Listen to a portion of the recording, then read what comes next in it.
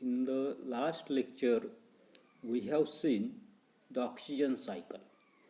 विद्यार्थी मित्रांनो, मागच्या तासाला आपण त्या ठिकाणी असणारे जे काही ऑक्सिजन चक्र जे आहे तर ते ऑक्सिजन चक्र त्या ठिकाणी पाहिलं. त्याच्यामध्ये आपण पाहिलं की पृथ्वीवरील वातावरण जे आहे तर त्या पृथ्वीवरील वातावरणामध्ये सुमारे 21% त्या ठिकाणी जलावरण आणि शिलावरण अशा तिन्ही असणारे जे काही आवरण जे आहेत तर त्या आवरणामध्ये आपल्या लक्षात येता नसते की ऑक्सिजन जो आहे तर तो ऑक्सिजन त्या ठिकाणी आढळतो. आणि ऑक्सिजन अतिशय क्रियाशील त्या ठिकाणी असून इतर अनेक मूलद्रव्ये जे आहेत तर त्या अनेक मूलद्रव्याशी संयुगाशी त्याचा संयोग त्या ठिकाणी होतो. त्या ठिकाणी मॉलिक्युलर अशा प्रकारचा असणारा जो काही ऑक्सिजन जो आहे तर तो ऑक्सिजन त्या ठिकाणी काय होता नसतो म्हणजे रेणवी अशा प्रकारचा ऑक्सिजन, त्याच्यानंतर पाणी H2O, कार्बन डायऑक्साईड CO2 आणि सेंद्रिय संयुग अशा स्वरूपामध्ये ऑक्सिजन जो आहे तर तो ऑक्सिजन आपल्याला जीवावरण जे आहे तर त्या जीवावरणातील ऑक्सिजन चक्र त्या ठिकाणी गुंतागुंतीचं त्या ठिकाणी असतं. त्याचबरोबर आपण त्या ठिकाणी पाहिलं की सर्वसाधारणपणे ऑक्सिजन जो आहे तर तो ऑक्सिजन आपल्या लक्षात येत नसते की फोटोसिंथेसिसची असणारी काही प्रक्रिया, रेस्पिरेशन असेल, श्वसन असेल, कंबक्शन ज्वलन असेल, डिकम्पोजिशन विघटन, करोजन म्हणजे त्या ठिकाणी गंजणं आणि करोजन रस्टिंग म्हणजे गंजण्यासारख्या ज्या काही प्रक्रिया ज्या आहेत तर त्याच्यामध्ये सुद्धा ऑक्सिजन जो आहे तर तो ऑक्सिजन त्या ठिकाणी वापरला जातो. याच्यानंतर पुढे पहा, कॅन यू रिकॉल त्या ठिकाणी म्हटलेलं आहे, थोडंसं आपल्याला त्या ठिकाणी आठवायचं आहे. नायट्रोजन चक्राच्या बाबतीमध्ये पहा काय म्हटलेलं आहे की what is meant by nitrogen fixation. नायट्रोजनचं स्थिरीकरण म्हणजे काय हे आपल्याला त्या ठिकाणी पाहायचं आहे. काय सांगता येईल नायट्रोजन फिक्सेशन. तर या ठिकाणी आपल्या लक्षात येतं नसतं की नायट्रोजनचं स्थिरीकरण म्हणजेच नेमकं पहा काय सांगता येईल, the conversion of nitrogen into nitrates and nitrites through atmospheric, industrial and biological process is called nitrogen fixation. मागच्या इत्येमध्ये आपण त्या ठिकाणी पाहिलं की नायट्रोजनचं स्थिरीकरण म्हणजे काय, तर असणारा जो काही नायट्रोजन जो आहे तर त्या नायट्रोजनचं नायट्रेट्स असेल, पहा काय सांगितलेलं आहे की नायट्रेट्स, पुन्हा एकदा लक्षात घ्या की नायट्रोजन जो आहे तर त्या नायट्रोजनचं काय करायचं आपल्याला की असणारा जे काही नायट्रेट्स असतील किंवा दुसरं आपल्याला सांगितलंय नायट्राइट्स असतील, याच्यामध्ये काय करायचंय की असणारा जो काही नायट्रोजन जो आहे तर त्या नायट्रोजनचं कन्व्हर्शन आपल्याला कशामध्ये करायचंय, नायट्रेट्स असतील, नायट्रेट्स असतील तर through atmospheric, industrial and biological process म्हणजे नायट्रोजनचं नायट्रेट्स, नायट्राइट्स याच्यामध्ये वातावरणीय, औद्योगिक किंवा जैविक प्रक्रियेच्या सहाय्याने त्या ठिकाणी रूपांतर करणे यालाच आपण त्या ठिकाणी म्हणणार आहे नायट्रोजन फिक्सेशन. आता पुढे की nitrogen fixation is of 3 types. नायट्रोजनचं असताना जे काही स्थिरीकरण जे आहे तर ते स्थिरीकरण आपण 3 प्रकारे त्या ठिकाणी करू शकतो. त्याच्यामधलं पहिलं आपल्याला त्या ठिकाणी सांगता येईल की इंडस्ट्रियल. पहिलं काय पाहता येईल आपल्याला तर त्या ठिकाणी इंडस्ट्रियल. आता इंडस्ट्रियलमध्ये काय केलं जातं की this is done in chemical industry. आपल्याला माहिती की सर्वसाधारणपणे नायट्रोजनचं असणारं जे काही फिक्सेशन जे आहे तर ते फिक्सेशन रासायनिक असणारे जे काही उद्योग जे आहेत तर त्या उद्योगांमध्ये त्या ठिकाणी केलं. दुसरं आपल्याला त्या ठिकाणी सांगता येईल फिजिकल किंवा ॲटमॉस्फेरिक. दुसरं आपल्याला त्या ठिकाणी सांगता येईल की फिजिकल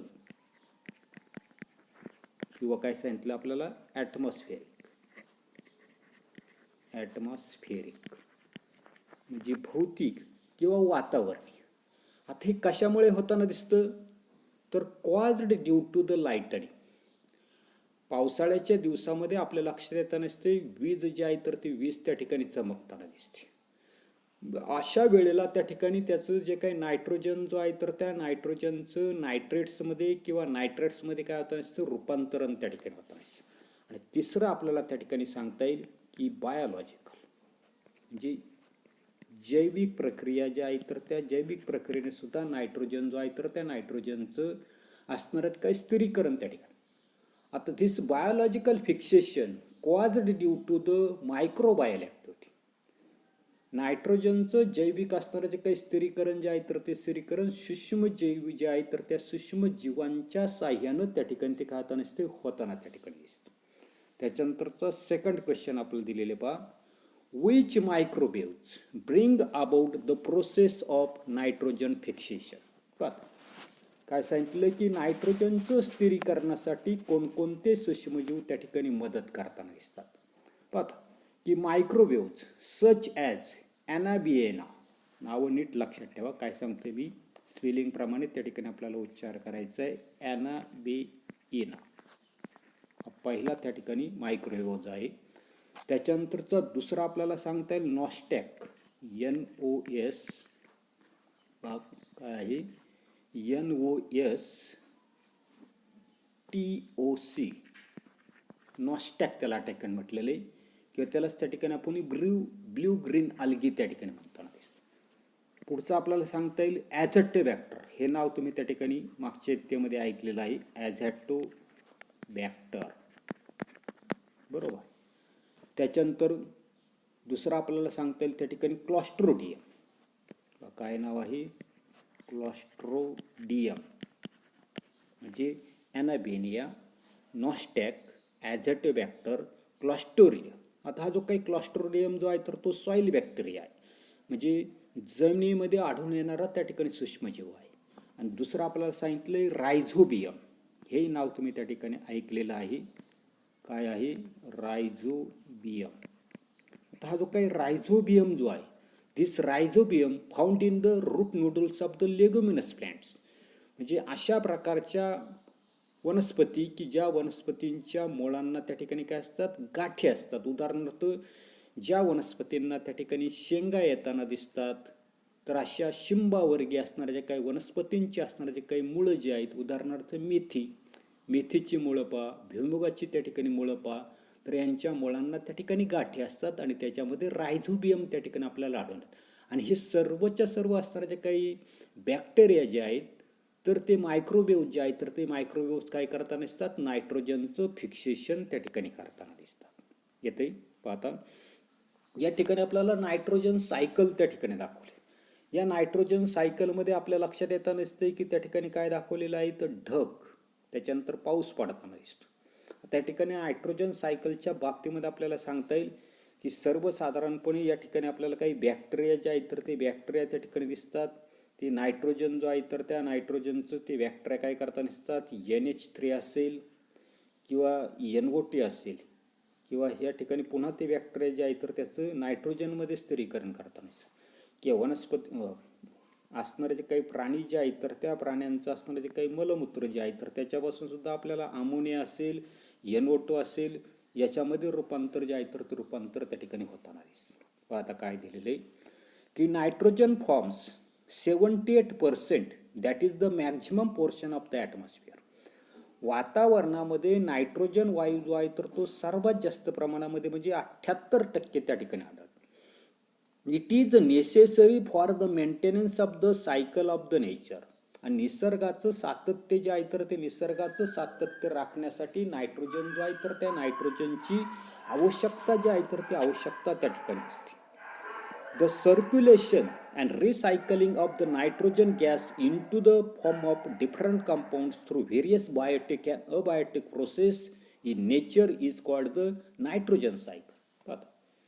ही निसर्ग जो आहे तर त्या निसर्गामध्ये असणारे जे काही बायोटिक अबायोटिक म्हणजे जैविक आणि अजैविक असणाऱ्या जे काही प्रक्रिया ज्या आहेत तर त्या प्रक्रियेतून नायट्रोजन वायू जे आहे तर त्या नायट्रोजन वायूचं वेगवेगळ्या संयोगामध्ये घडून येणारं जे काही असणारं जे काही अभिसरण किंवा दुसरा आपल्याला शब्द त्या ठिकाणी आलेला आहे काय सांगितले सर्क्युलेशन म्हणजे अभिसरण आणि रिसायकलिंग म्हणजे पुनर्चक्रीकरण. हे यालाच आपण त्या ठिकाणी नायट्रोजनचं असताना जे काही चक्र जे आहे तर ते चक्र आपण त्या ठिकाणी त्याला म्हणताना दिसतो. येते याच्यानंतर पुढे आता काय दिलेले की all organisms participates in the nitrogen cycle. सर्व सजीव जे आहेत मग अशी आपण त्या ठिकाणी नायट्रोजन सायकल जे आहे तर त्या नायट्रोजन सायकलचं त्या ठिकाणी चक्र त्या ठिकाणी पाहिलं. म्हणजे सर्व सजीव जे आहेत तर ते सर्व सजीव म्हणजे या ठिकाणी ढग असेल, पाऊस असेल, वनस्पती असतील, प्राणी असतील, सूक्ष्मजीव असतील, हे सर्वच्या सर्व सजीव काय करता नसतात, नायट्रोजन चक्र जे आहे तर त्या नायट्रोजन चक्रामध्ये काय करता नसतात, तर त्या ठिकाणी पार्टिसिपेट म्हणजे सहभाग जो आहे तर तो सहभाग त्या ठिकाणी घेताना दिसतात. It is an important process. It is an important component of the proteins and the nucleic acid. प्रथिनं आणि न्यूक्लिक आम्ल यांचा नायट्रोजन हा एक त्या ठिकाणी महत्त्वाचा त्या ठिकाणी घटक आहे. As compare to the other elements it is inactive and does not easily combine with the other elements. आपल्या लक्षात येताना दिसतंय की इतर अनेक मूलद्रव्ये जे आहेत तर त्या अनेक मूलद्रव्यांच्या तुलनेमध्ये नायट्रोजन जो आहे तर तो नायट्रोजन कसा आहे, निष्क्रिय त्या ठिकाणी, आणि तो सहजासहजी इतर मूलद्रव्ये जे आहेत तर त्या इतर मूलद्रव्यांबरोबर त्या ठिकाणी तो संयोग पावत त्या ठिकाणी नाही. Most organism use the free form of the nitrogen. बहुतेक असणारे जे काही सजीव जे आहे तर त्या सजीवांना मुक्त स्थितीतील नायट्रोजन जो आहे तर तो नायट्रोजन त्या ठिकाणी वापरता त्या ठिकाणी येत नाही. तो आता पुढे इम्पॉर्टन्स, पुढे काय सांगितलं आपल्याला, importance process of the nitrogen cycle. म्हणजे या ठिकाणी नायट्रोजन चक्र जे आहे तर त्या नायट्रोजन चक्रामधले असणाऱ्या ज्या काही प्रमुख अशा प्रकारच्या प्रक्रिया आपल्याला त्या ठिकाणी व्हायच्यात. त्याच्यामधलं पहिलं दिलेलं आपल्याला नायट्रोजन फिक्सेशन, ज्याला आपण त्या ठिकाणी नायट्रोजनचं स्थिरीकरण त्या ठिकाणी म्हणणार आहे. पहा की conversion of nitrogen into nitrates through atmospheric, industrial and biological process.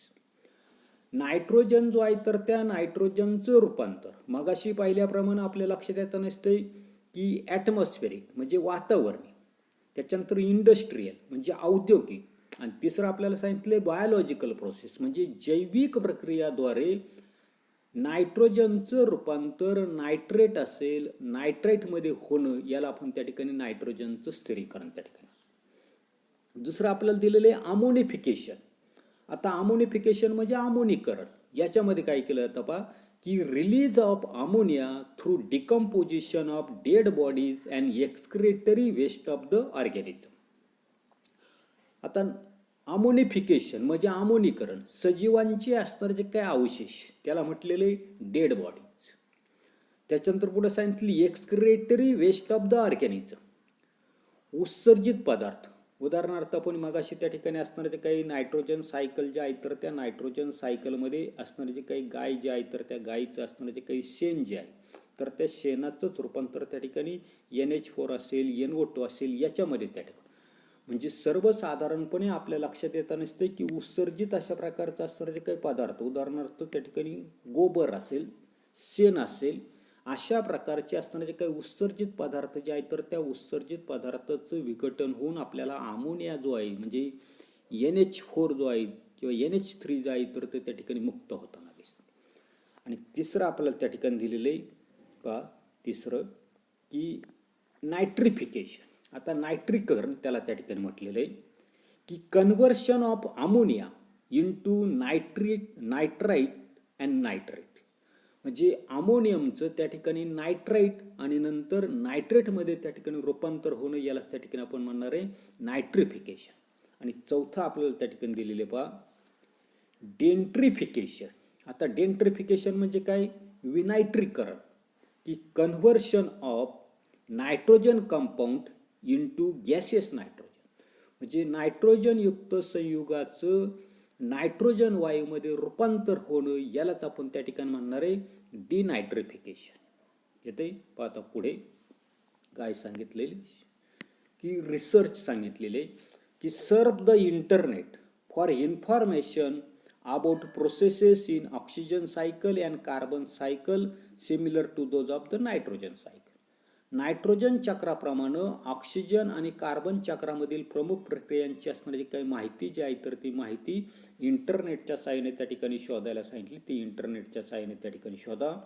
Page number 87 वर असणारा एक्झरसाइज जो आहे तर तो एक्झरसाइज तुम्ही त्या ठिकाणी सोडवण्याचा प्रयत्न जो आहे तर तो प्रयत्न त्या ठिकाणी करायचा. येते पाहता त्याच्यानंतर त्या ठिकाणी दिलेली जी काही ॲक्टिव्हिटी जी आहे तर ती ॲक्टिव्हिटी तुम्ही त्या ठिकाणी सोडवण्याचा प्रयत्न जो आहे तर तो प्रयत्न त्या ठिकाणी करा. एवढाच असणारा जो काही भाग जो आहे तर तो भाग आपण या तासाला पाहणार आहोत. पुढील तासाला नवीन अशा प्रकारचं प्रकरण आपण त्या ठिकाणी पाहणार आहोत. धन्यवाद.